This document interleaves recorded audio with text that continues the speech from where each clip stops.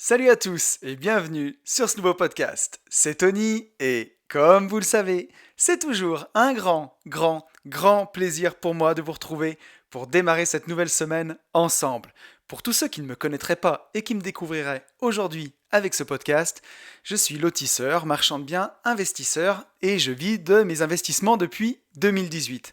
J'ai écrit un livre qui s'appelle Riche de liberté, dans lequel je vous explique comment réussir à atteindre votre indépendance financière grâce à la division foncière, en faisant des divisions de terrain. La promesse, c'est d'arriver à dégager chaque année 50 000 euros de marge pour pouvoir en vivre et passer plus de temps sur ce qui vous intéresse vraiment. Le livre, il est dispo sur notre site www.abinvest.net/boutique ou alors vous allez sur mon Instagram, c'est vraiment là où je suis le plus présent si vous voulez me suivre au quotidien dans mes péripéties. Une vie de liberté, vous verrez sur mon compte Insta, il y a aussi des stories travaux où je montre un peu vraiment ce que c'est la division foncière en action, avec des pelleteuses qui creusent et tout. Voilà. Et on se retrouve chaque semaine dans ce podcast qui s'appelle Une vie de liberté, où je peux me laisser aller à ma passion qui est le développement personnel et surtout comment avoir une vie plus libre, que ce soit dans les poches, mais surtout dans la tête, parce que c'est vraiment là que c'est le plus important. Et je voudrais commencer ce podcast comme à l'accoutumée en remerciant tous les gens qui m'ont mis un petit commentaire ou un petit like ou voilà, qui ont participé au podcast de la semaine dernière. Un grand merci à David, Xavier, Midas, Damien, Clément, Vanessa, Xavier, Yann, Caroline, Najib, Romain, Sébastien, Laura, Antoine, Marion, Adriane, Juliette, Romain, Jérôme, Marine et Guillaume. Voilà, ne m'en voulez pas pour tous les autres. j'ai noté vraiment à la volée. Je continue à faire ça en début de podcast, mais ça commence à devenir chaud parce que voilà, le podcast est de plus en plus écouté et ça me fait vraiment plaisir. Et on a franchi un cap même, pour tout vous dire. Et je m'en suis rendu compte la semaine dernière en regardant un peu les chiffres sur SoundCloud parce que je le faisais plus. Mais sur tous les épisodes confondus, toutes plateformes confondues, SoundCloud, YouTube, on a passé les 100 000 écoutes. Donc c'est assez hallucinant quand même. Voilà, 100 000 heures en moyenne, vu que les épisodes font 1 heure, 100 000 heures à m'écouter parler tout seul. Merci infiniment à vous, je sais pas quoi vous dire. Voilà, à part que ça me touche énormément et que ça me fait vraiment trop plaisir, quoi. Merci infiniment. On est 492 sur YouTube, bientôt 500. Ça, c'est dingue et c'est top. J'hésitais même à faire une chaîne YouTube avec le podcast au début. Et voilà, je vois que ça prend, donc c'est vraiment trop cool. On est 350 sur SoundCloud et on est 124 sur Apple Podcast. Un grand merci à Benoît et à Joule799 pour vos commentaires 5 étoiles. Voilà, merci beaucoup à tous ceux qui prennent le temps de liker, de mettre un petit like sur les épisodes, de mettre un petit commentaire ou de s'abonner. C'est vraiment ce qui m'aide le plus à faire connaître le podcast. Et voilà, ça me fait vraiment trop plaisir. Et plus on est de fous, plus on rit. Voilà, ensemble pour faire mieux que seul. Donc merci infiniment à vous pour tout ça. On a un programme quand même un peu chargé aujourd'hui, vous le verrez avec la longueur du podcast, puisque j'ai un invité spécial, mais je vous en dis pas plus, je vous dirai ça tout à l'heure. Je voudrais juste faire un petit retour sur le podcast de la semaine dernière sur la fierté. Un podcast qui vous a fait vraiment beaucoup réagir, et on va le voir, je vais lire vos commentaires. Les commentaires, vous le verrez, disent un peu tous la même chose, donc je pense que je réagirai à la fin, et merci à vous pour ça. Donc on a un premier commentaire de Quentin, qui est un habitué des commentaires sur le podcast, qui me dit « Salut Tony, super ton podcast sur la fierté. Ça m'a direct fait penser à une chanson de Sultan, Sois fier de ce que t'es. » Alors je suis pas encore allé écouter la chanson, Quentin, je t'avais dit que je le ferais, mais j'ai été un peu débordé. Et après ce podcast, je vais sur mon chantier, donc je pense que j'écouterai la chanson sur le chantier. Donc tu continues en me disant « Dès la définition de fierté, on voit rapidement qu'il y a du positif comme du négatif. Donc pas étonnant que la fierté soit mal vue. Quelqu'un de fier sans excès montre sa confiance en lui, sa droiture, d'où l'expression fier comme un coq. D'ailleurs, je ne sais pas trop si cette expression est positive au final. Je te rassure ou pas, elle est négative. Quand on dit fier comme un coq, en général, tu vois, le coq c'est le roi de la basse-cour, c'est vraiment plutôt péjoratif. Quentin qui poursuit, en revanche, trop de fierté est vue comme de l'arrogance et une position supérieure aux autres. Comme tout, c'est une question de curseur. Sois fier du contenu que tu fais, c'est au top. Merci beaucoup à toi, Quentin. Ça me fait très plaisir. Ouais, quelqu'un de fier sans excès montre sa confiance en lui. C'est ce que je vais retenir de ton commentaire. Pour la deuxième partie, je répondrai tout à la fin. Mais effectivement, hein, on l'a vu, hein, tout à l'heure, la fierté, on l'a vu, pardon, la semaine dernière, la fierté, c'est l'expression de l'estime et de la confiance en soi. Donc quelque part, voilà, quelqu'un de fier sans excès, fier de ce qu'il fait, il montre sa confiance en lui. C'est exactement ça. On a Vanessa qui nous dit super podcast, merci. Merci à toi Vanessa. Effectivement, je répète souvent à mon fils qu'il peut être fier de lui pour booster sa confiance en lui et ça me paraît normal. Mais lorsque l'on devient adulte, ce sentiment est souvent mal perçu. Et je ne me l'autorise pas ou peu parce que comme tu le dis si bien, la frontière avec l'arrogance peut être fine. Pourtant, cela semble être un sentiment naturel. À creuser tout ça, merci Tony. Effectivement, hein, on va le voir tout à l'heure, mais la frontière entre la fierté et l'arrogance, c'est la façon dont est tourné le sentiment, quoi. S'il est tourné vers l'intérieur ou vers l'extérieur. Et on a Guillaume qui nous dit « Merci encore pour ce nouveau podcast qui pousse toujours à la réflexion. La fierté est une notion et un ressentiment personnel. C'est une sensation qui ne triche pas et qui s'exprime naturellement au plus profond de soi. Je pense que chacun a sa propre définition, avec son échelle personnelle de fierté. En revanche, la limite peut être mince entre la fierté et l'arrogance. Mais encore une fois, c'est notre perception individuelle qui nous amène à penser que l'autre est arrogant. Nous savons au fond de nous si nous sommes fiers pour les bonnes raisons. Parfois, être trop humble peut nous freiner dans notre progression, et il faut savoir mettre en avant son parcours et ses réussites. Non par arrogance, mais comme piste d'évolution pour les autres. Dans le discours que tu tiens sur tes podcasts, j'ai souvent l'impression que tu t'excuses de la qualité du contenu que tu proposes dans tes commentaires, dans les commentaires positifs que tu reçois. Probablement par peur d'être arrogant. Ou par modestie, j'en sais rien. Guillaume qui poursuit, il y a donc une différence entre la fierté personnelle, celle que l'on ressent au plus profond de nous par rapport aux choses que l'on entreprend, réalise ou même que l'on pense, et la fierté guidée par le regard des autres, qui peut nous amener donc à ne plus être en accord avec ceux qui nous poussent chaque jour. Alors déjà, merci à vous pour la qualité de vos commentaires. Voilà, j'en ai choisi 3, mais c'est top, et merci de prendre le temps d'écrire à chaque fois. Même moi j'ai quelques podcasts que j'aime beaucoup, je prends pas le temps de le faire, et je vous remercierai jamais assez de prendre le temps de le faire, parce que c'est vous qui faites vivre le podcast. Donc merci infiniment à vous.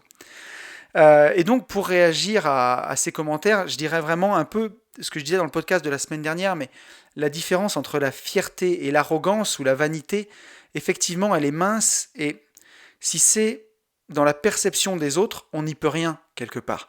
Parce que vous êtes vous-même et vous n'êtes pas responsable de la façon dont les gens prennent les choses. Par contre, ce que vous pouvez contrôler au fond de vous, c'est la fierté, c'est un sentiment intérieur, c'est l'expression de la confiance en soi.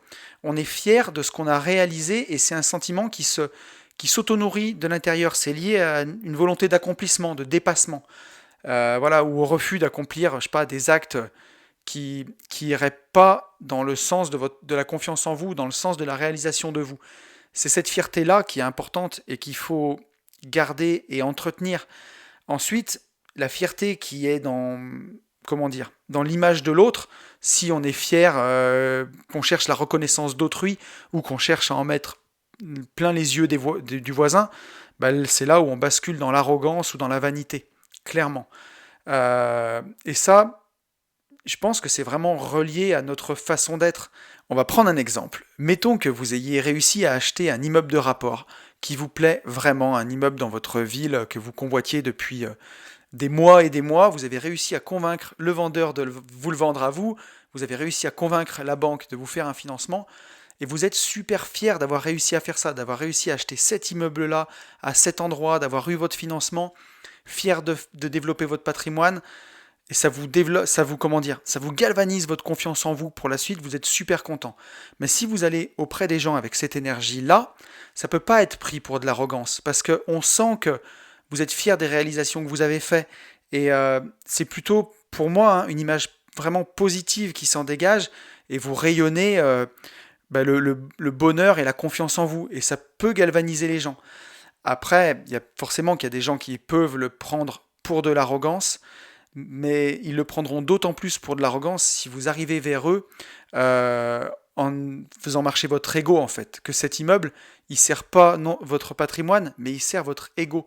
Et vous êtes fier de vous pavaner en disant à tout le monde que vous avez acheté cet immeuble-là, que c'est vous qui l'avez eu. Et là, on le voit bien que c'est plus un sentiment qui est tourné vers l'intérieur, mais c'est carrément un sentiment qui est tourné vers l'extérieur pour vous faire mousser. Et voilà, bah ça, enfin, il n'y a pas besoin de faire un dessin, on sait où ça mène. En général, c'est droit dans un mur. Parce que quand on a ce genre d'attitude, avec Yann, on en parle souvent dans notre second podcast, les gentlemen investisseurs du karma. Et quand on a ce genre d'attitude, bah, la vie en général nous met une première calotte. Et voilà, et si on l'écoute pas, elle nous en met en général une deuxième derrière pour nous remettre dans le droit chemin. Et je peux en parler en connaissance de cause parce que par le passé, j'ai pas mal de mes projets qui ont servi mon ego.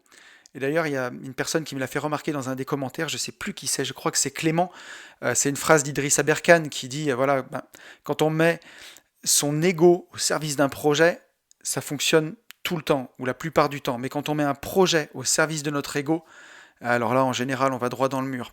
Et par le passé, moi, j'en ai été la première victime de vouloir voilà, acheter, que ce soit des biens ou des choses comme ça, bah, pour me faire un peu mousser. Et ça n'a pas manqué. La vie m'a rappelé à l'ordre. Donc voilà, ouais. On peut toujours faire cette différence, en tout cas, sur ce sujet de la fierté. Quand le sentiment vient de l'intérieur, quand il est vraiment intérieur, propre à soi, ça peut être notre jauge pour savoir qu'on est sur le bon chemin. Si on est fier et qu'on a envie de le faire péter aux yeux des gens, on est peut-être plutôt sur le chemin de la vanité. Et pour ne pas, comment dirais-je, éluder le commentaire de Guillaume, qui me dit qu'il a l'impression que dans ses podcasts, je m'excuse de la qualité du contenu, c'est toujours délicat si tu veux. Moi, je propose et vous disposez. J'essaye de faire un podcast, en tout cas, qui me ressemble. Le podcast que j'aurais voulu avoir quand j'étais dans ma rat race. On me dit souvent que c'est bienveillant. Et je suis convaincu qu'en tout cas, parfois on a besoin juste d'un bon coup de pied au cul dans la vie. Et la bienveillance, elle peut être un peu mise de côté. Mais je pense que, voilà, avec tout ce qui se passe partout autour, une petite dose de bienveillance quand même, ça fait pas de mal. Et je pense quand même que quand la personne a envie de changer, en tout cas, elle ira plus vite si on la prend par la main et qu'on a ce côté bienveillant que juste en lui mettant des coups de pied dans le cul. Et faire avancer les gens simplement à coups de pied dans le cul, hein, pour parler poliment, si les gens n'ont pas envie de changer, de toute façon, ça marche pas. Donc, tout ça pour dire que j'essaye chaque semaine de proposer un contenu, en tout cas, qui me ressemble, qui est authentique. Et j'espère que d'ailleurs, pour les gens qui me croisent dans la vraie vie, bah, ils retrouvent aussi ce côté-là, clairement. Et je pense que oui. Mais voilà, après, quand tu me dis que je m'excusais de la qualité du contenu que je propose, c'est peut-être ce que je suis en train de faire là. Tu me diras. Je sais pas, la qualité, je vous laisse seul en juger. En tout cas, j'essaye de faire de mon mieux. Et ça, c'est le principal. Hein. Accord Toltec, puisqu'on peut boucler la boucle. Et je vois qu'on est en train déjà de partir en sucette et de passer beaucoup de temps. On va passer tout de suite au podcast de la semaine. Ce podcast, c'est un entretien avec Jérôme Rubin. Jérôme, c'est quelqu'un que j'aime beaucoup. Il m'avait interviewé il y a quelques mois pour sa chaîne YouTube. Il a un parcours vraiment inspirant. Il est opticien. À côté, il est entrepreneur. Il est aussi investisseur. Il est vraiment sur le chemin de son indépendance financière. Il a bien avancé dans l'investissement immobilier. On dit souvent que la courbe du patrimoine, c'est vraiment une courbe exponentielle. Alors, pour ceux qui ne voient pas une exponentielle, tapez-le sur Google. C'est le genre de courbe quand vous avez des maths, hein, avec les abscisses X et Y. Hein, ben, une courbe qui reste plate pendant très très longtemps et qui monte d'un seul coup. Et c'est vraiment ce qu'on a avec l'effet boule de neige. Et je pense que voilà, Jérôme, il est dans cette phase encore où il est encore en train de construire et c'est pas loin d'exploser. Et vraiment, c'est tout ce qu'on lui souhaite. Et voilà, et j'étais super content de partager cet épisode avec lui. Ça faisait longtemps aussi que je voulais vous parler des actions à dividendes. Et Jérôme, c'est un expert là-dedans. Donc on va en parler ensemble et surtout rester jusqu'à la fin du podcast parce qu'il nous a réservé une petite surprise. Je vous laisse sans plus attendre avec l'entretien avec Jérôme. Donc, comme je vous le disais, j'ai la chance d'être avec Jérôme qui m'avait interviewé il y a quelques mois. Et on est resté en contact et j'ai eu envie à mon tour de lui rendre l'appareil. Donc, comment tu vas, Jérôme? Très bien, je te remercie. J'espère que toi aussi ça roule. Oh, moi, écoute, je suis libre, donc tout va bien. Top. Bon, bah, écoute, Jérôme, pour tous nos auditeurs qui ne te connaîtraient pas, est-ce que tu peux te présenter un petit peu, s'il te plaît? Ouais, bien sûr. Donc déjà, merci beaucoup de m'accueillir sur ce podcast. C'est un honneur, hein, je dois le dire. Depuis le temps que je te suis, je me Oh, disais: bah, je t'en «Ouais, prie. enfin voilà, tu fais partie de ma routine, hebdomadaire et donc Cool, je suis super contente, bah, d'à mon tour, de pouvoir intervenir, sur ton podcast donc déjà merci beaucoup. top. En ce qui concerne les présentations donc voilà, moi je m'appelle Jérôme, j'ai 32 ans, et pour me décrire, on va dire que je suis multitâche, multicasquette. Ouais. Pour commencer, le plus important, c'est que je suis un jeune papa, voilà. Ah, On a toujours tendance à décrire, ce qu'on fait dans la vie, notre profession, mais voilà, moi, ma première profession maintenant, c'est papa. bah, c'est très bien. Bah, tu vois, moi-même, j'ai 2 filles et ça a été, un de mes grands pourquoi et surtout ce pourquoi j'ai voulu quitter la rat race à un moment le plus vite possible, Ouais, parce que je les voyais pas grandir, quoi. ah ouais, beh, c'est je peux m'en rendre compte, déjà là avec, le peu d'expérience que j'ai en tant que papa, mais ouais, ouais, ouais, ça passe, Ah ouais, les journées sont bien remplies. je te comprends parfaitement. Donc voilà, ma profession, c'est que je suis opticien depuis 12 ans. OK, Voilà, aujourd'hui, je suis responsable d'un magasin d'optique et je suis également, investisseur immobilier, investisseur boursier et web entrepreneur. Voilà un petit peu. bien, donc ça fait un bon programme, hein, parce Oui, que responsable d'un magasin, plus l'investissement immobilier, plus la bourse, plus l'entrepreneuriat, c'est pas mal. Alors ma première question, c'est comment justement tu as découvert ce monde, de l'entrepreneuriat, de l'investissement, de tout ça? oui, alors, ça a commencé alors l'entrepreneuriat, a commencé il y a 3 4 ans. J'étais, OK, salarié, donc depuis, 8 ans, dans une boîte et avec l'envie de partir, mais l'envie de créer. Donc, j'ai commencé un processus de création de start-up qui a duré pendant, OK, j'ai mené le projet pendant 2 ans, donc, 1 année en tant que salarié et puis une autre année où j'ai quitté mon CDI pour me consacrer à 100 sur ce projet de start-up. d'accord. Qui n'a malheureusement pas abouti pour diverses raisons, mais ça a été C'est une première expérience, très enrichissante. C'était dans quel domaine? La lunette, c'était, je voulais OK, concevoir en fait des lunettes, sur mesure en scannant le visage, en réalisant après les lunettes en impression 3D.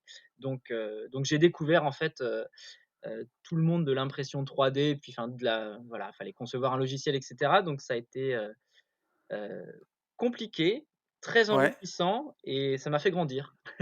ouais, j'imagine. Tu t'es lancé tout seul là-dedans ou tu étais, Ouais, accompagné? je me suis lancé tout seul, au fur et à mes enfin, en cours de chemin, j'ai pris avec moi un copain qui était pas opticien, pas dans le domaine, mais un copain entrepreneur. OK, Voilà, mais voilà, c'est une des raisons de cette, alors je vais dire que c'est un échec, mais c'est pas un échec, de cette ouais, expérience, on va dire, c'est que j'ai pas réussi à m'entourer, suffisamment pour, mener ce projet à bien, mais voilà, ça fait partie des leçons que j'ai tirées, de cette expérience. ouais, effectivement, le fait de bien s'entourer, c'est, hyper, hyper important et notamment dans l'immobilier d'ailleurs, hein. Ouais, tout à fait. On le répète suffisamment, mais genre des associations comme la SCI, Ouais, c'est plus que des mariages et il y a intérêt de bien s'associer, de faire les choses comme il faut parce qu'on est marié pour un petit moment, hein. exactement.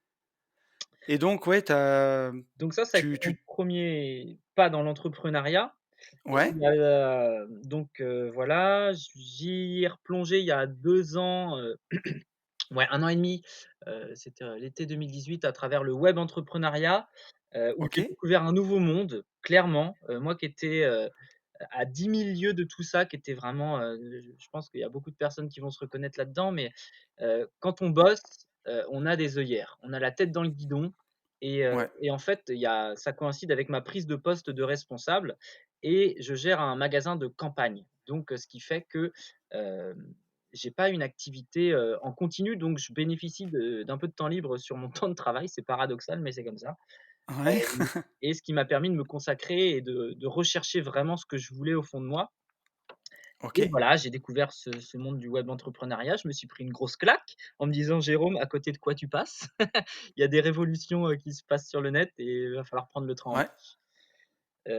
Donc voilà, pour d'accord. l'entrepreneuriat. Et tu l'as trouvé par quel biais, par quelle personne, ce monde-là? Par YouTube. Ouais? Je l'ai découvert par YouTube, par, diverses, entrepreneurs, célèbres. enfin célèbres, ouais, avec de la notoriété, on va dire, voilà, qui vendaient des formations et je me suis dit: «Waouh, c'est quoi ce business model? ouais, De quoi il parle?» Et puis je voyais un petit peu comment dire? Le lifestyle que ça apportait. Alors, chacun a sa sauce, hein, certains flambeurs, bien sûr, d'autres personnes, comme toi et moi, simples, pas bling bling, enfin voilà, mais qui tout à apportaient fait. mine de rien qui apportaient un certain confort ou une certaine liberté du coup. Ouais, Et ça a été le premier, voilà, un premier pas dans ce monde, du web entrepreneuriat. ouais, tu vois, moi, j'avais découvert, tout ça, à l'époque où j'étais encore responsable d'agence dans les travaux publics. J'ai des gens comme Antoine BM, par exemple, avec Ouais, qui j'ai eu la chance de faire une interview. ouais, ouais, ouais. Ça me fascinait, ce mode de vie-là, mais moi, j'étais déjà dans l'investissement immobilier, pas encore dans la bourse, mais beaucoup, beaucoup dans l'investissement immobilier parce que c'est comme ça que je voulais devenir libre Mmh, et bien sûr, bah, tu vois, j'avais pris une formation en ligne, de Christopher Wangen, mais alors c'était plus pour voir ce que c'était parce que j'étais déjà très aguerri, enfin, comment dirais-je? Je oui, pèse mes mots à chaque fois, oui, mais non, non, mais j'avais de toute déjà façon, tu avais déjà investi, tu avais déjà des résultats, enfin, exactement, j'avais déjà beaucoup investi, je voulais voir ce qu'il y avait dans ces formations et tu vois, après ce monde-là, de l'autre côté, je l'ai découvert quand, bah, quand j'ai quitté mon job, mmh, que je me suis retrouvé, ben, à vivre de mes investissements et où j'avais du temps et où je me disais: «Comment tu pourrais partager les choses?» Je voyais pas ce que j'aurais pu vendre et puis du coup, ben, avec le partage, l ce que me demandaient les gens, tout à fait, petit à ouais, petit, j'en suis venu à faire le livre, la formation et tout ouais, ça. ouais. Ah ouais, tout à fait, enfin, faut vraiment se baser sur le besoin des gens et puis, Ouais et remonter après par rapport à ce qu'on sait faire pour établir un produit, ouais. et et donc tout de suite, tu as découvert ce monde du web entrepreneuriat et ça s'est passé comment? Alors avant qu'après tu investisses dans l'immobilier et tout ça, comment c'est passé dans Alors ta tête? ça a été Et dans un et dans vol ton parcours? ça a été un volcan dans ma tête. Non, mais vraiment, ça a été une grosse claque. Enfin, c'est le mot uppercut, je me suis dit: «Waouh, qu'est-ce qui se passe?» Il y a plein de gens enfin voilà, Ouais, faut vraiment prendre le train en marche. Je me suis dit: «C'est maintenant quoi, tu as assez perdu de temps». Donc ça, ouais, c'était pour la version web entrepreneuriat. L'investissement immobilier, moi j'ai acheté mon premier appart il y a 10 ans de ça, tu vois? J'étais tout jeune salarié, je OK, suis resté chez mes parents pendant 1 an et demi, j'ai mis plein d'argent de côté et ça m'a permis de pouvoir acheter, un appartement que j'ai encore. ouais, Et donc voilà, et j'ai depuis donc je me suis formé à l'immobilier, Christopher Wangen, fait partie d'un de mes mentors. Heu OK, voilà, je me suis formé et puis là, je fais partie d'un groupe mastermind également, d'investisseurs, donc c'est très, très enrichissant. Ça permet ouais, d'avancer, d'être entouré, donc voilà, et j'ai depuis ces formations, acheté un immeuble de rapport de silo et une colocation SCI avec 2 copains qui débutent, voilà, bien. pour lesquels, on s'est mis ensemble bah, pour un projet, voilà, un projet à 3. Ouais, donc c'est bien, tu as déjà bien avancé, dans ce chemin-là. Ouais, ouais, ouais, tout à fait, et puis je suis mordu, enfin clairement, Ouais, ouais. je suis complètement Ouais, je suis drogué, c'est un quoi. peu ouais, c'est un peu ce que tu vois, je me faisais la réflexion l'autre jour, je dis quand tu as commencé à voir tu sais pas au début quand tu es salarié, tu sais pas que c'est possible d'avoir une vie différente. Mmh. Tu sais juste peut-être que tu es un peu mal dans ce que tu fais, enfin en tout cas pour moi c'était ça. Ouais, mais je suis entièrement là-dedans, ouais. Mmh. Voilà et un jour tu découvres ce monde-là, tu prends un peu la pilule rouge. Au début J'ai regardé tu te Matrix il y a dis 3 jours, ça me fait rire. il y a pas de hasard, tu sais, hein. Mais au début tu te dis que c'est pas possible, tu veux pas y croire, tu te dis: «C'est il y a C'est un trop truc facile, où, ouais, ouais, ouais. Enfin, c'est trop facile. Sur le papier, c'est trop beau, tu te dis. ouais, mais d'autant plus pour moi, tu vois, qui avait déjà investi, mais à l'époque, j'ai investi moi comment dire? À une époque où il y avait pas internet, il y avait pas tout ça Mmh. et moi mes investissements étaient tous entre, allez 7,5 et 9 de renta, vraiment Mmh mh. et donc j'avais aucun cash flow, je risquais pas d'en vivre et en fait, c'est quand je me suis rendu compte de tout ce qu'on pouvait faire, ça moi j'avais pas d'investisseurs autour de moi, vraiment je débroussaillais, tu vois, au coupe-coupe, hein, j'avançais tout seul et quand je me suis rendu compte de tout ce qu'on pouvait faire, bah, j'ai pu après arbitrer mes crédits, avancer et puis comme je capitalisais depuis des années, Bien sûr. c'est ce qui m'a donné ma liberté. Ouais. Mais c'est tout un monde que tu découvres où tu te rends compte que oui, tu peux avoir, tout peut être différent en fait. Tout peut être différent, en effet. Faut s'en donner les moyens, c'est le plus important. faut se former, faut se faire accompagner, et puis, mais voilà, après j'en Et tu vois, c'était une de mes questions, c'est, quand tu as vu tout ça, avant que tu investisses, avant que tu commences, comment est-ce que tu as su pour toi que c'était possible? Qu'il y avait justement ce chemin-là? hem, comment dire? J'ai en fait, je lis beaucoup également. Tu vois? Ouais, Je suis quelqu'un qui lit beaucoup, et j'avais lu, à l'époque, enfin, en fait, enfin, tout s'est condensé assez rapidement, hein. ouais, Ça fait vraiment 18 mois que je suis hyper focus là-dessus, donc j'ai mmh, emmagasiné un bon nombre d'informations, de formations, d'informations, de lectures et cetera, ouais, et je m'enrichis énormément du parcours des gens. ouais, C'est vraiment pour moi, c'est ce qui va me driver le plus, tu vois? Suite à ton émission, ton podcast avec Nicolas Popovic, j'ai acheté son ouais, bouquin, que j'ai pas encore lu, ouais, mais je vais bientôt m'y atteler, et en fait, moi ça me nourrit, en fait. Toutes ces réussites, c'est quelque chose qui me nourrit, sur lesquelles je vais dire: «Tiens, je vais prendre une info là, je vais la garder, je vais l'appliquer», tu vois? Et en fait, tous en recoupant ces informations, toutes ces pistes, toutes ces expériences, ouais, je me dis: «Pourquoi pas moi, quoi?» mais c'est exactement ça. Mais je suis tout à fait d'accord avec toi. Au Mmh, fur et à mesure, en te nourrissant d'expériences de gens qui l'ont fait, tu te rends compte que c'est possible, mmh, quoi. bah, c'est exactement ça, ouais. Donc ouais, donc toi, c'est une super bonne réponse, je trouve. C'est en t'entourant de gens qui l'ont déjà fait, ça te crée une nouvelle normalité, en fait, une nouvelle réalité normale, quoi. Ouais, et bah, ouais, ça me fait penser au livre, Réfléchissez et devenir riche, où il dit, composez, de Napoléon Hill, où il dit, Ouais, «Composez-vous une équipe de gens dans votre tête, enfin de mentors, mais oui, de sources d'inspiration», et c'est ça, en fait, c'est mais bien tout sûr. prend son sens. Quand j'ai lu le bouquin, je me suis dit: «Ouais, c'est un peu perché», et en fait, au fur et à mesure, tout prend son sens, tout prend sa place, et Mais c'est ça qui est assez drôle. tu sais que c'est, enfin, donc ouais, c'est un de mes livres préférés, Réfléchissez et devenez riche. C'est ce que j'expliquais encore, il y a pas si longtemps, je disais que je le lisais quasiment 2 fois par an, en fait, tous les 6 mois, Mmh. et tous les 6 mois, je redécouvre des trucs dedans. Ah ouais, c'est pas étonnant. Et dedans, il dit, c'est l'exemple que tu donnes de faire un conseil fictif, tu C'est sais, ça, de c'est celui-là, ouais, une sorte de conseil des sages fictif. exactement. Et moi dedans, j'ai, tu vois, j'ai dans mon petit conseil fictif, j'ai 5 personnes, alors je dirais pas qui sont les 5, mais tu vois, une des 5, c'est mon grand-père, tu vois, Mmh. qui est décédé en 2005, qui était entrepreneur. Mmh. Et je me souviens que, tu vois, quand j'ai des difficultés, je me dis: «Alors tiens, qu'est-ce qu'ils diraient, mes 5 sages?» Tu vois, par exemple, où il y a des choses, ouais, ou des investissements qui sont foireux, je me dis: «Bah, ça, jamais il aurait fait un truc comme ça, quoi. Mmh Donc mh. je le fais pas». Et ça t'aide énormément, c'est dingue, hein? Ouais, ouais, beh, oui, je veux bien le croire. Ah ouais. Et ce livre est extrêmement, extrêmement Ouais, puissant. c'est puissant, ouais. Et j'allais te demander justement, Jérôme, parce que toi, tu es encore salarié, donc Tout à avec tout fait. ce que ça implique, Ouais. et moi, ça fait aujourd'hui, voilà, 2 ans, bientôt 2 ans que j'ai quitté mes associés, mon Mmh. ancien job, Mmh. où je travaillais beaucoup, et je vois aujourd'hui, bah, à quel point honnêtement, c'est plus simple de pouvoir travailler sur mes projets. Alors même si j'ai toujours tendance à m'en rajouter pour parce que j'adore ce que je fais et je fais plein de choses. Mais voilà, à quel point c'est plus facile depuis que je suis plus contraint à un boulot. À quoi ça ressemble tes journées? Comment tu fais pour tout caser? Comment je fais pour tout caser? Bonne question. Surtout avec un petit bébé maintenant. Ouais, ouais, ouais, bah, depuis qu'il y a le petit chat, ouais, c'est c'est un peu plus compliqué, mais on fait avec.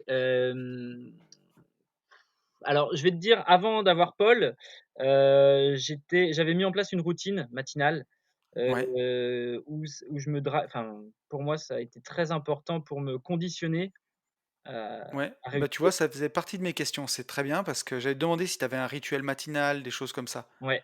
Alors depuis 3 mois, non, parce que je suis éclaté.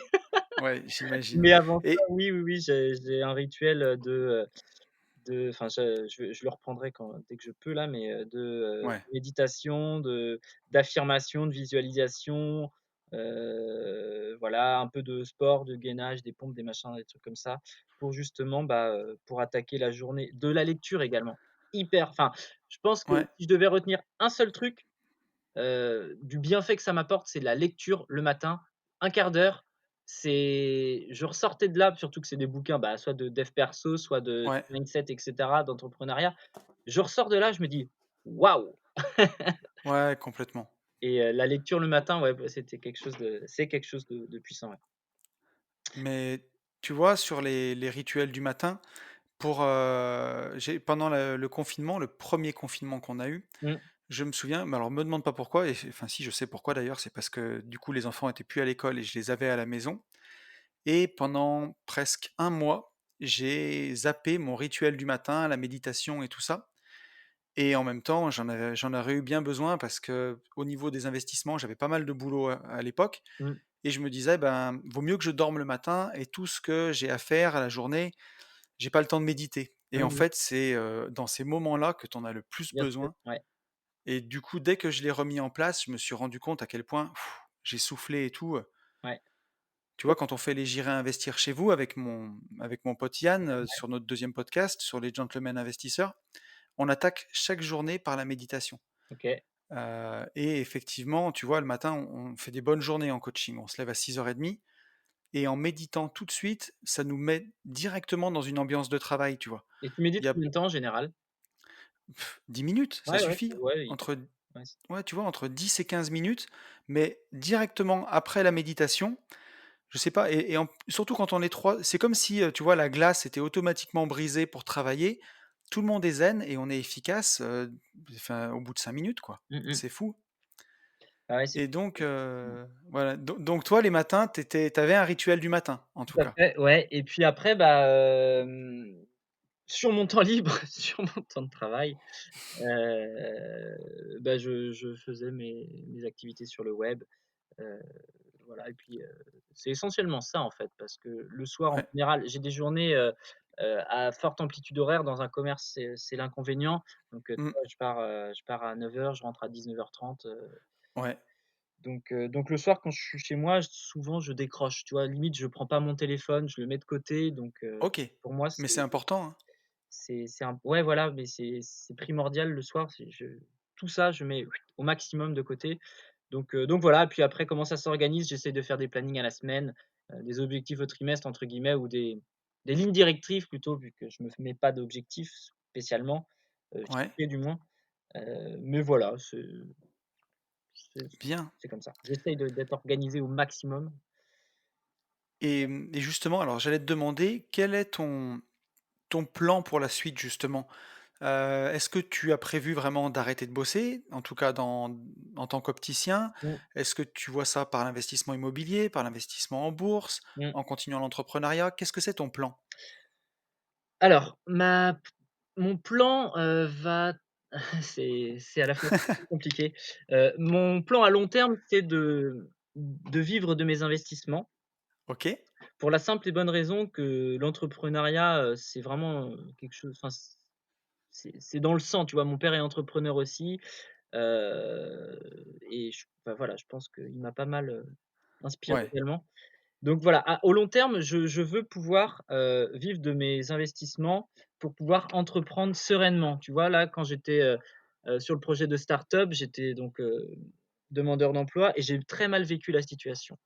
Déjà j'imagine. déjà, j'aime pas le fait de recevoir de l'argent, sans contrepartie. Alors même si, beaucoup de personnes diront que c'est un droit, en France, Mmh. c'est un privilège surtout. Ouais, ouais, Mais j'ai mal vécu le truc, je me on est sentais d'accord. pas bien et j'avais un espèce de compte à rebours qui était lancé en mode, bah, si tu as pas réussi à monter ta boîte avant 2 ans et si tu arrives pas à en vivre, bah, tu l'as là où je pense. Donc j'ai Ouais, pas mal vécu le truc, donc je me suis dit: «OK, le jour où je me relance à nouveau, il me faut que je sois serein», donc avoir une mmh, stabilité financière via l'IMO notamment. Donc voilà, mais le but ça va être d'accélérer les investissements. c'est ça, on en revient toujours au même en fait, hein. Enfin, en tout cas, je m'en rends compte en interviewant et en passant du temps beaucoup avec des investisseurs que l'immobilier quelque part et l'indépendance financière, c'est un peu le début du chemin, quoi. Ouais. C'est de se dire, je remplace mon salaire par mes revenus immobiliers, par mes revenus passifs Mmh. et après je vais vraiment vivre ma vraie vie, quoi, Exactement. quelque part C'est ça. Donc et ouais. hem, donc voilà et j'aimerais également, faut pas que mon boss écoute ça, mais ça m'étonnerait. Ça reste entre nous, Jérôme, hein, Voilà, je suis dans mon bureau, toi tu es dans ton bureau, tout va bien. je pensais à mes milliers d'auditeurs, mais bon. J'aimerais changer de boulot également. Je OK, l'optique, j'ai fait le tour. Là, j'aimerais me mettre à 100 dans l'immobilier en tant que salarié, dans l'investissement immobilier même en tant que salarié. Bien. Voilà, c'est ce qui me drive, ça me drive, ça me on parle de métier passion, le mien, c'est ça, je le sais. Ouais. Après beaucoup de travail sur moi-même, je sais que c'est ce dont, voilà, j'ai envie que mes journées soient rythmées par, de la visite, des rencontres et de Mais c'est l'analyse. génial. Et tu vois, ça demande encore c'est des choses qui demandent beaucoup de courage, parce que tu as fait un diplôme pour devenir opticien, tu travailles dans l'optique et là, c'est, ben, reposer la ceinture sur le ring, repartir de «0» entre guillemets Ouais, dans un autre boulot, mais par contre être plus aligné avec tes valeurs, avec ce qui t'intéresse et exactement. Bah, ouais, mais c'est aujourd'hui, heu, c'est con ce que je vais dire, mais j'en ai marre de me plaindre. Tu vois? Ça fait des ouais, années que je me plains de mon boulot et là, je me bouge le cul bah, pour plus me plaindre déjà et puis ouais, pour faire un truc qui me plaît, quoi.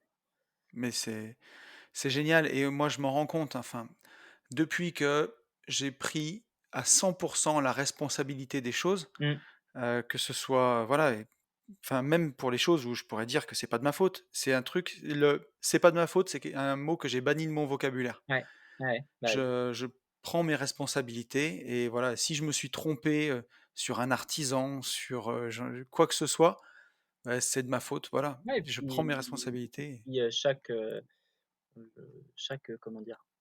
Erreur fait avancer. Enfin, mais bien sûr, moi, c'est une phrase que j'avais trouvée l'autre fois, hem, alors c'est quoi? C'était: «L'échec est un accélérateur de la réussite».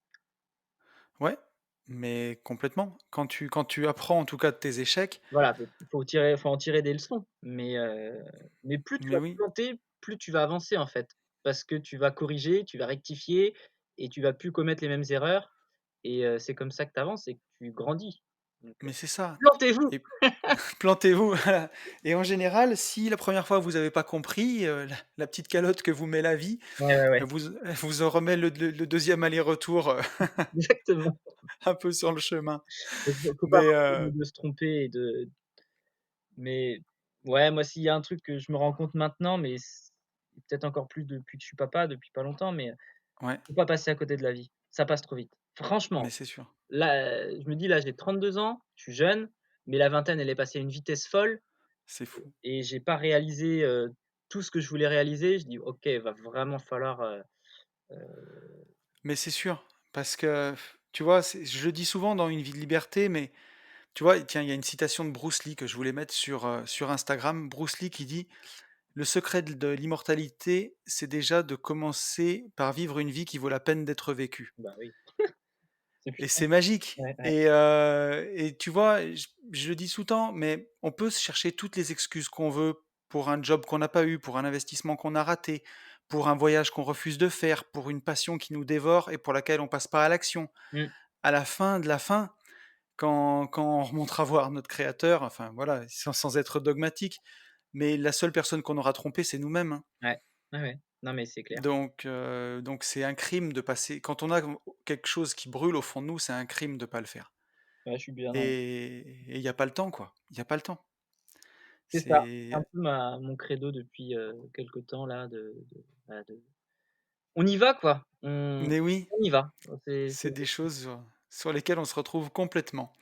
Après, je voudrais qu'on parle un peu de bourse, tous les 2, mmh, parce que ça, c'est quelque chose qui m'intéresse et où tu as des compétences que je n'ai pas. Mais je voudrais, avant qu'on passe là-dessus, je voudrais que tu me dises quel est le moment de ta vie où tu t'es senti le plus libre et qu'est-ce que ce moment-là t'a inspiré? c'est une excellente question et c'est drôle parce que c'est un quand j'ai des moments de doute ou quand j'ai des moments de ouais, De remise en question? ouais, de remise en question exactement et ben je me réfugie dans ça, et ça, c'est Génial. un voyage que j'ai fait avec, ma femme, il y a 3 ans. On est partis en Islande. Ouais, Alors d'une manière générale, quand je voyage, je me sens hyper heureux. Voilà. Mais il y a un voyage qui m'a marqué plus que les autres, c'est celui en Islande, ouais, qui est un pays absolument extraordinaire au niveau des paysages on est parti en fait, on a débuté notre voyage, on a fait un trek de 3 jours, 3-4 jours en autonomie, ouais, donc sac à dos, réchaud et tout le tralala quoi et à travers, bah, à travers les paysages, J'imagine. islandais donc absolument, phénoménaux, enfin, phénoménaux, Oui. c'était Ouais, incroyable. phénoménaux, j'aurais dit, hein. Et ces moments-là, en fait, sont vraiment gravés, enfin, c'est juste, voilà, en fait, Ouais, j'avais rien. J'avais ma femme, j'avais de quoi manger, sommairement, hein, c'était des conserves, c'était des trucs, des plats, ouais, déshydratés, machin, où tu mets de l'eau dedans et puis voilà, et j'avais une tente. On avait froid, heu on a failli mourir plusieurs fois et ça c'est une expérience absolument incroyable et c'est là où je me suis senti le plus libre parce que j'avais l'essentiel, en fait, autour de moi, là, ouais, enfin voilà, mais c'est vraiment un sentiment qui est je vois indescriptible, mais ouais, c'est ce moment-là, ouais. je vois complètement parce que ça me fait penser à 2 voyages que j'ai faits quand j'ai fait l'Inde à moto et le Sri Lanka à moto, où pendant à chaque fois, je suis parti 17 jours, j'avais que mon sac à dos et la moto Mmh, et tu te rends compte à quel point, dans ces moments-là, tu as besoin de rien pour être heureux et où tu te exactement. dis, en fait, voilà, même si demain je perds un investissement, je perds ci, je perds ça, bah, voilà, tant que j'ai la vie et ben, tout va bien, quoi. Mmh mh. Clairement. C'est des moments qui nous font du bien, ouais. Quand on commence à se faire du souci pour des choses qui en valent pas la peine, je suis bien d'accord avec toi. Je suis bien d'accord avec toi, ça c'est certain.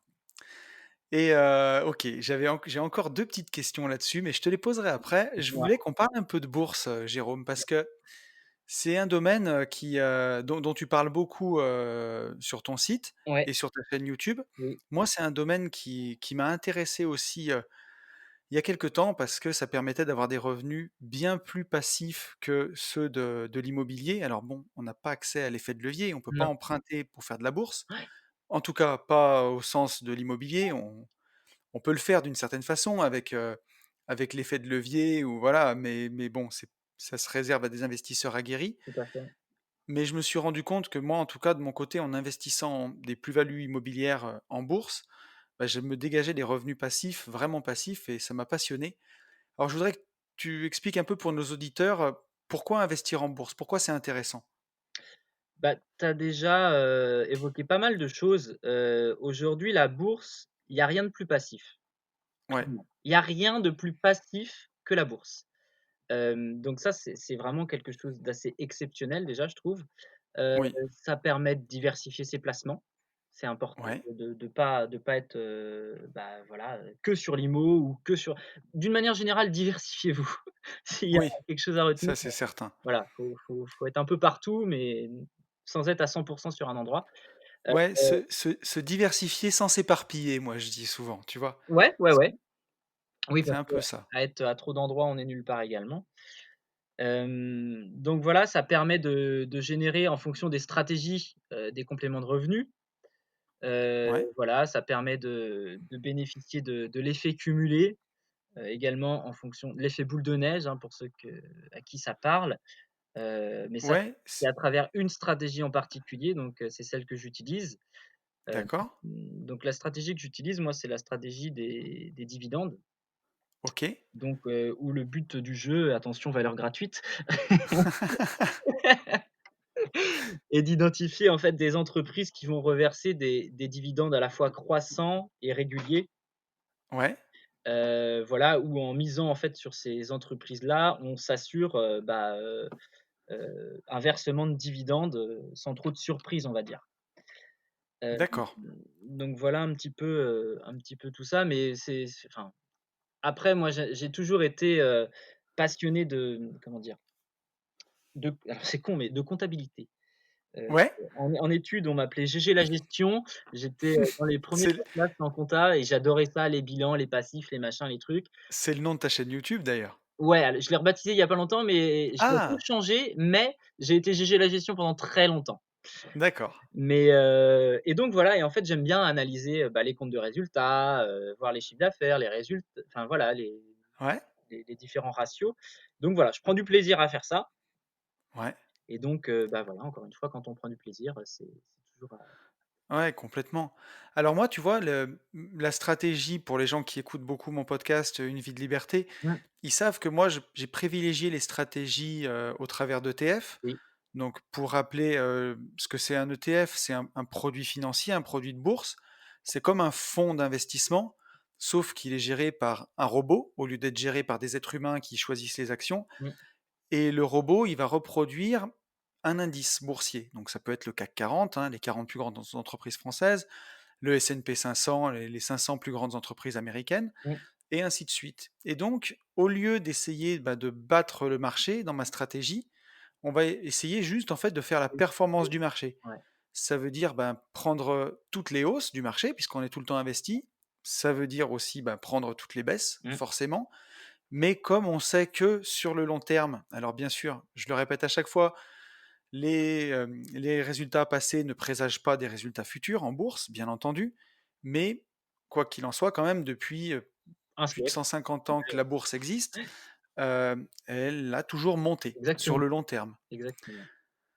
Donc voilà, donc moi j'ai bien aimé investir là-dedans. Alors le tout, c'est de savoir, c'est un peu comme quand on achète de l'immobilier, je sais pas ce que tu en penses, mais quand on achète un bien immobilier, on n'est pas tous les jours sur internet à regarder, comment a évolué, le prix du quartier où on a acheté. Mmh mh. Il faut pas trop regarder, bah, le voilà, la valeur intrinsèque de son investissement et se dire que sur le long terme, quoi qu'il arrive, on va monter. Bah, c'est exactement ça, en fait. C'est que alors, aujourd'hui, on se rend compte, crise oblige, on est en plein Ouais, dedans.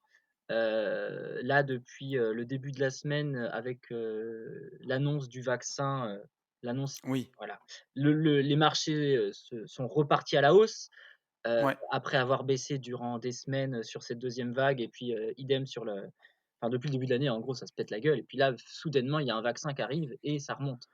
ouais, Et tout ça, c'est des épiphénomènes, en fait. Nous, enfin nous, bien tous, sûr, je pense que tu es pareil que moi, on est sur du long terme. C'est-à-dire que, c'est ça.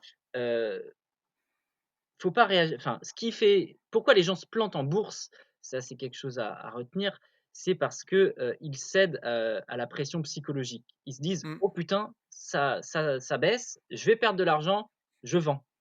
Mais en ouais, vendant, ils perdent réellement de l'argent.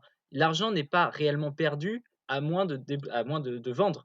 Donc bien sûr. si on part du postulat où sur du long terme, du 10 ans, du 15 ans, du 20 ans, la bourse monte, si ponctuellement ça tombe, c'est pas grave. Voilà, c'est ça.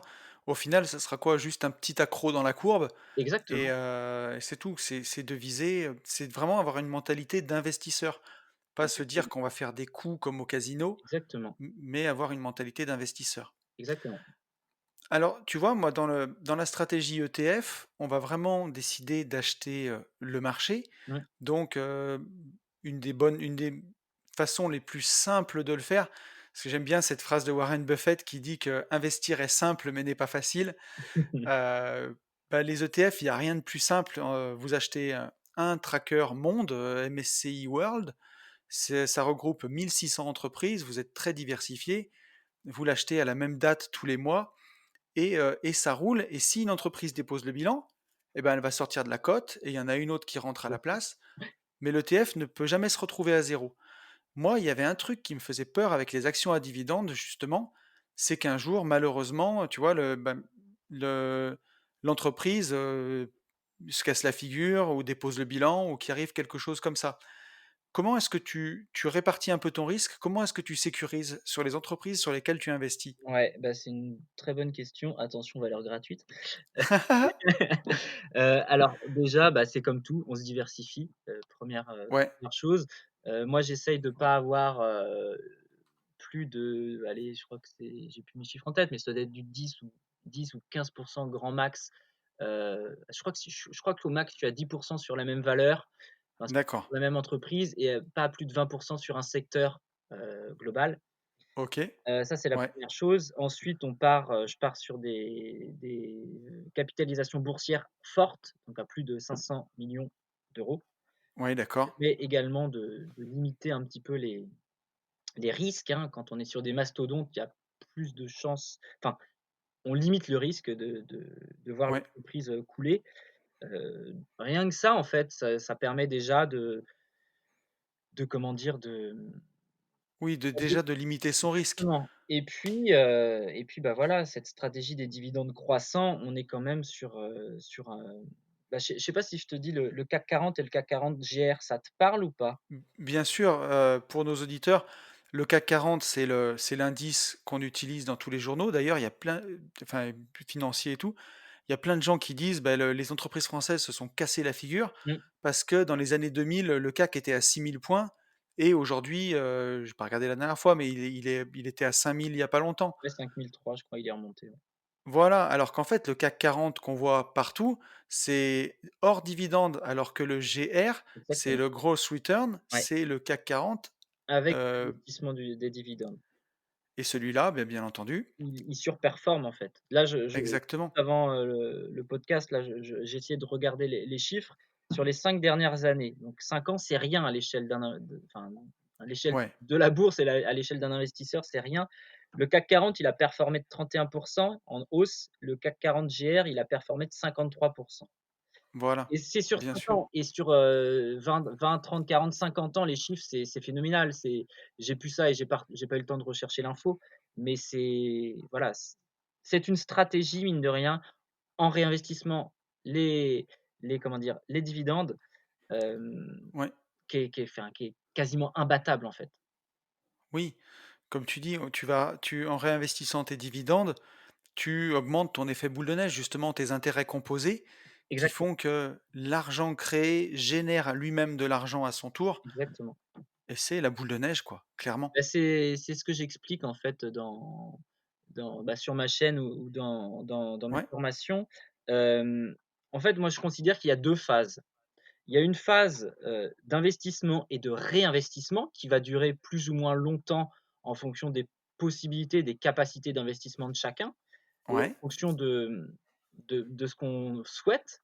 Donc voilà, pendant cette phase 1, on va investir, allez, je dis n'importe quoi, on possède 10 000 mmh, € d'actions totales qui fait en ce moment 8, 9, 10, j'en sais rien.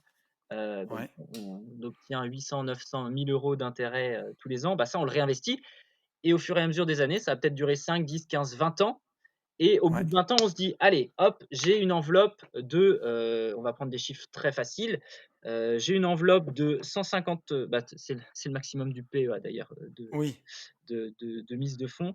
J'ai 150 000 € qui travaillent, chaque année à 6, bah, ça me fait 9 000 € de dividendes par an, donc ouais, hors fiscalité, enfin hors, oui, hors impôt.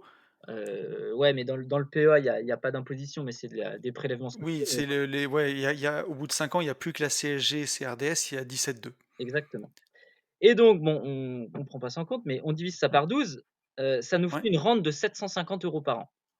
Par ouais, mois, pardon, par mois. Donc oui, on peut se dire: «Bah, voilà, j'ai mon enveloppe qui travaille pour moi automatiquement et j'ai 750 € qui tombent tous les mois». Et en fait, ce chiffre-là, il va être très personnel. Des personnes vont vouloir 300 balles en plus, d'autres 500, d'autres 1 500 et en fonction, il faudra, bah, attendre plus ou moins longtemps ou faire comme tu fais, mettre des gros à-coups avec des ventes immobilières, par exemple, heu, ouais.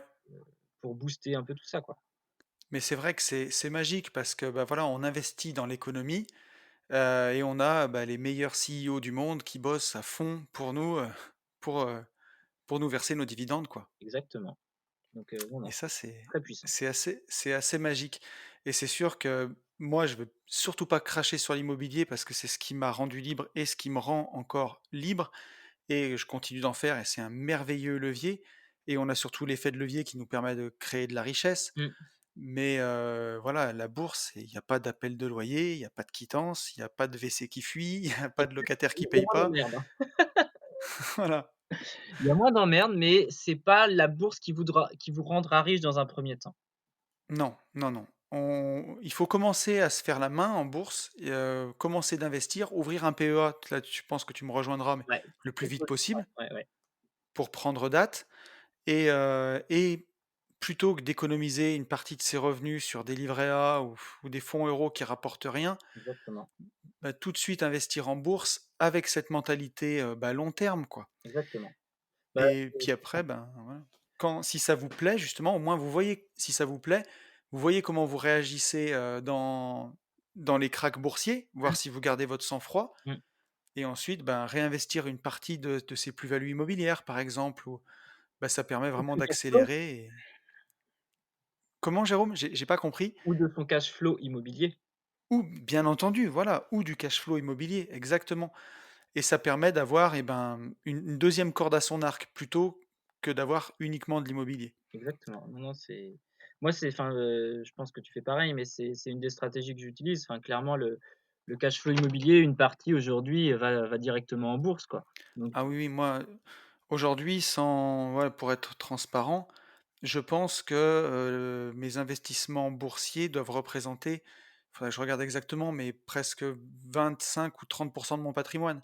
ouais. Quand, il y a quelques années, j'étais, à 100 immobilier, quoi. Mmh mh. Donc là, j'ai vraiment pris un virage et je regrette pas parce que, voilà, il faut savoir encaisser les cracks, hein. Quand on a pris le covid, de plein fouet, ça m'a fait tout drôle un peu, de prendre moins 38 Ouais, ouais, sur mon portefeuille. bizarre. Mais je suis resté collé à la stratégie, tu vois? J'ai continué d'investir, même quand c'était au plus bas Mmh, et du coup, ben, aujourd'hui, tout est remonté, plus tout ce que j'avais investi quand c'était bas, bah, j'ai acheté à pas cher, quoi, donc ouais. ça s'est encore plus démultiplié et voilà et aujourd'hui, la crise covid a plutôt été bénéfique que négative, d'une Bah, certaine façon. oui, oui, je suis entièrement d'accord avec toi, entièrement d'accord. Donc voilà, après, C'est Warren aussi qui dit ça: «Acheter, au son du canon et vendre au son, du clairon», c'est pas un truc comme ça? oui, c'est ça, exactement. Donc faut aller à contresens des gens, quand ça vend, vous achetez et quand ça achète, vous vendez. Ouais, c'est difficile à c'est quelque chose qui est pas du tout évident et qui est contre nature et d'ailleurs, c'est pour ça qu'avec une, tu vois, une stratégie du coût moyen rapporté, où tu achètes, par exemple, de la bourse, peu importe, hein, un ETF ou des actions à dividendes pour 500 € par mois sans te poser de questions, Mmh.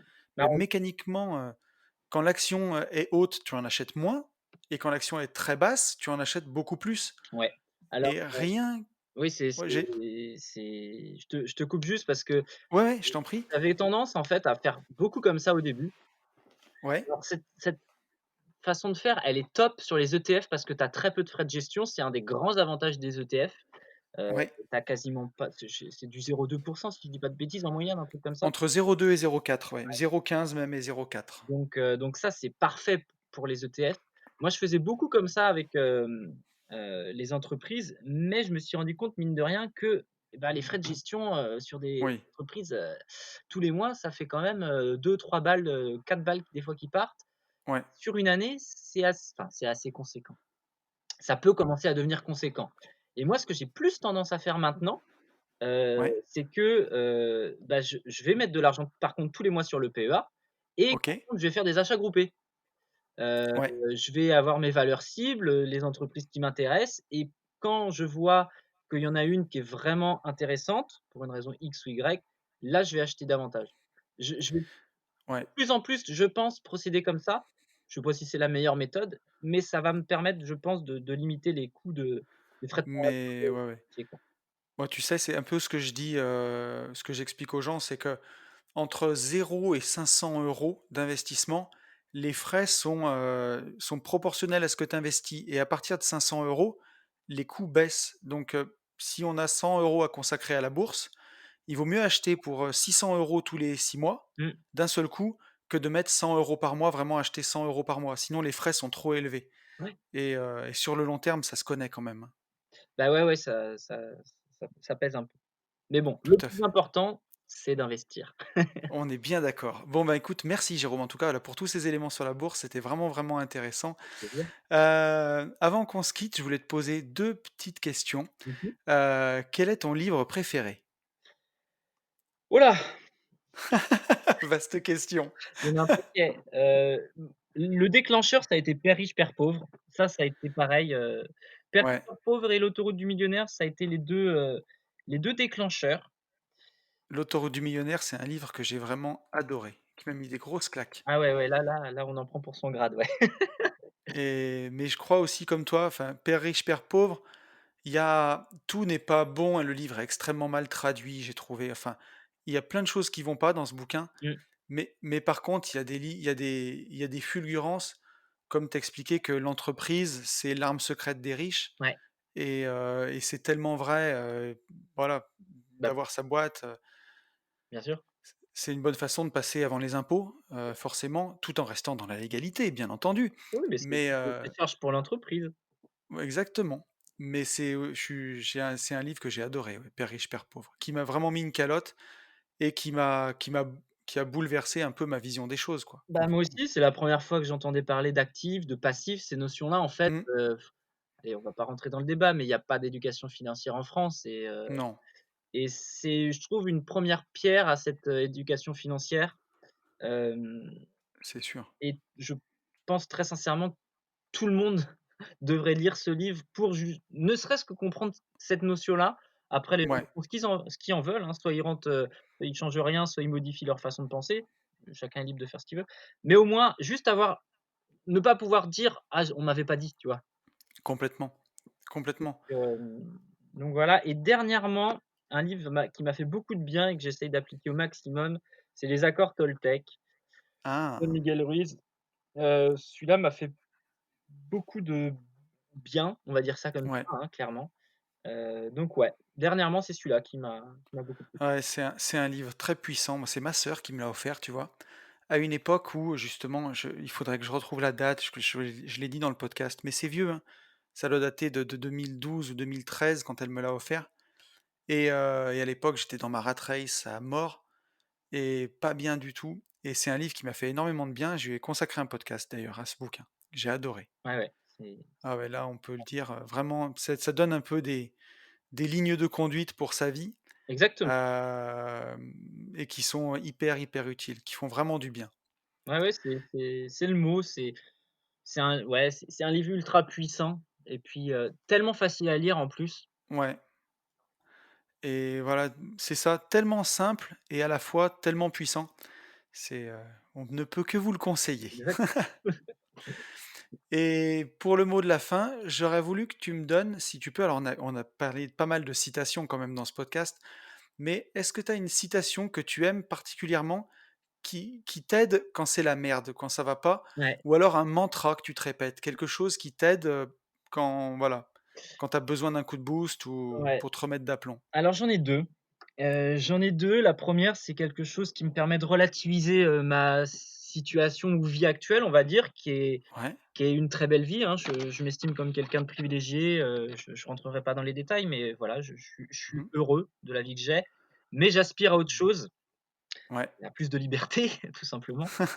Donc dans ces cas-là, je me dis: «Chaque chose en son temps», parce que c'est toujours ce que mes parents m'ont dit, depuis que je suis gosse, Ouais. tout le temps. Mais «Les choses ouais, très viendront, bien. chaque chose en son temps». Donc voilà et j'en ai Ouais, une autre, qui me permet de me booster, qui est la suivante, je me dis: «Je sais pas quand, je sais pas comment, mais je vais y arriver» ça c'est très beau, très puissant. et voilà, Ouais, ça permet de poursuivre les efforts, même quand il y a des moments de doute, des moments de merde comme tout le ouais, monde, bien surtout, sûr. surtout dans l'investissement immobilier, où enfin voilà, je suis en Mais tu sais, ça rejoint tellement tu vois, pour boucler la boucle de ce podcast, mais le livre de Napoléon Hill où, un peu dans sa prière à l'univers qu'il y a dans ce bouquin et qui est disséminé un peu dans tout le bouquin, c'est ce qu'il nous dit en gros, hein. Il dit, «Je ne sais pas comment y arriver, à ce plan, mais dès que mon subconscient me donne le plan, je l'applique» mmh, et tu commences à faire un peu, voilà, tes demandes à l'univers, tu dis ce que tu veux, tu dis ce que tu vas faire en échange comme boulot, ce que le prix que tu es prêt à payer quoi, entre guillemets. mmh. Et c'est comme ça que ton plan va venir et c'est un peu ça quoi. Je sais pas quand, je sais pas comment, mais ça va marcher. Bah, exactement. De toute façon, à partir du moment où les efforts convergent dans une direction, heu, c'est obligé. Même si le chemin est, c'est drôle parce que tu vois, petite anecdote, j'avais un groupe de musique il y a 5-6 ans de ça, on s'appelait Ouais, Bumpy Road, ça veut dire la route cabossée. Donc c'est ça, ouais, c'est ton chemin, il va y avoir plein d'encombres.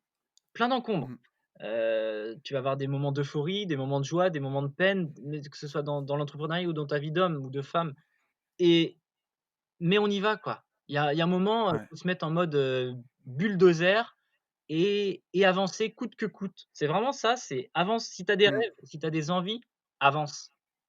ouais, complètement, complètement et voilà et c'est juste une question de temps dans la vie. Si vous lâchez pas au début, c'est sûr que les choses, elles paraissent, insurmontable, mais il faut découper les objectifs en petites parties.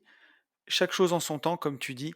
On commence, on avance, pierre après pierre, et on surestime souvent ce qu'on peut faire en un an en se disant, mais dans l'année, je vais faire ci, ça, et on est déçu parce qu'on n'a pas tout fait. En revanche, en 5 ans, on peut totalement changer de vie si on est constant, si à chaque jour suffit sa peine, quoi. Un petit Exactement. peu, un petit peu, un petit peu. La méthode des petits pas. C'est ça.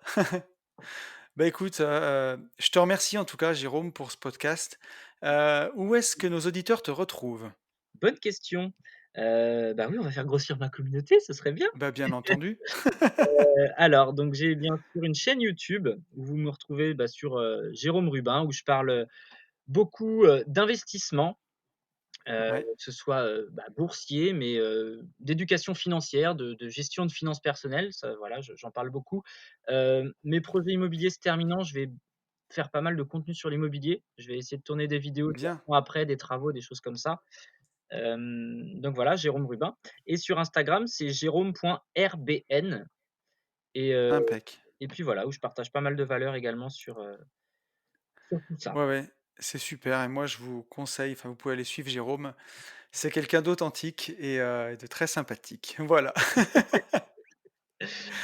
Bah écoute, je te remercie Jérôme. Merci à Je te toi. dis, merci à toi pour, bah, voilà, pour tout ce que tu as donné pour nos auditeurs et à très vite. Salut. À bientôt, bye bye. Et voilà, je vous retrouve. J'espère que cet épisode vous aura plu, j'espère que vous aurez appris des choses et que c'est un parcours qui vous aura inspiré. Parce que voilà, pour une fois, j'ai pas quelqu'un qui a déjà atteint son indépendance financière et qui est assis, j'ai quelqu'un qui est sur le chemin de le faire, qui a beaucoup avancé et voilà. Et je trouve ça vraiment, vraiment super chouette et hyper inspirant. Et donc vous le savez, je propose depuis quelque temps une formation sur les ETF. On en a un peu parlé dans ce podcast. Si jamais elle vous intéresse, vous allez sur mon Instagram @une vie de liberté. Vous cliquez sur le lien dans la bio et il y a vraiment tout. Je vais vous expliquer. C'est vraiment pour les débutants. Ça dure 1 heure et demie. C'est orienté vraiment vers l'action. Elle n'est pas vendue très cher justement pour ça. Ça vous explique pourquoi il faut investir en bourse, pourquoi c'est bien de le faire avec les ETF, comment définir son allocation d'actifs, dans quelle enveloppe il faut investir, le PEA, l'assurance vie, le compte titre, les montants qu'on peut mettre, la durée du placement, comment choisir les ETF, comment sortir en rente mensuelle, ça vous explique tout. Et j'avais envie aussi beaucoup de faire quelque chose sur les actions à dividendes. Et malheureusement, enfin, ou heureusement d'ailleurs, ça serait dommage de proposer ça si on n'a pas les compétences. Et je n'avais pas les compétences justement. Et j'ai pu avoir accès à la formation de Jérôme là-dessus, que je trouve vraiment exceptionnelle. Et voilà. Et Jérôme, ben, pour cette semaine, il nous fait un petit cadeau.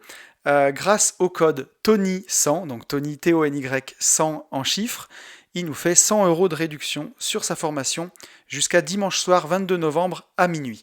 Vous avez tous les liens dans la description si ça vous intéresse. Franchement, je pense que ça vaut vraiment, vraiment le coup. Ça fait une énorme réduction sur la formation qui est déjà pas chère en plus. Donc n'hésitez pas. Voilà, pour être totalement transparent avec vous, je touche une petite commission là-dessus que j'ai voulu la plus petite possible pour vous permettre de profiter à vous à fond de la réduction. Voilà, écoutez, ben, je crois que j'ai tout dit. J'espère vraiment que, en tout cas, ce podcast vous aura plu. J'espère que vous aurez appris des choses. Je ne vais pas continuer des heures parce que le podcast est déjà assez long. Je vous souhaite vraiment, vous le savez, le meilleur et je vous souhaite, par-dessus tout, de vivre libre.